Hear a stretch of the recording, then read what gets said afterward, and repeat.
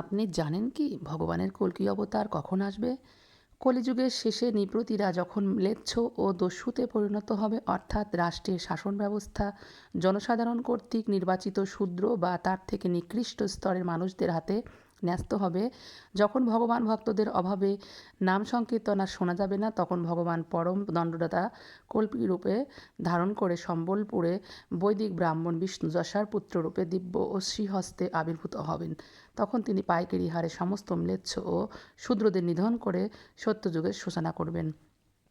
কলিযুগের আয়ু 4,32,000 বছর, এখন মাত্র 5,000-এর কিছু বেশি সময় অতিবাহিত হয়েছে। সুতরাং কল্কি অবতার এখনও দেরি আছে। ভগবান শ্রীকৃষ্ণের অবতারের শেষ নেই। তিনি শাস্ত্রে বহু অবতারের লীলার কথা বর্ণনা রয়েছেন। এর মধ্যে আর কোনো অবতার আসবে না। তাই আমরা মানুষদের কর্তব্য যে ভুঁইফোড় অবতারের মুখোশ খুলে দিয়ে প্রকৃত অবতারের স্বরূপ প্রচার করা।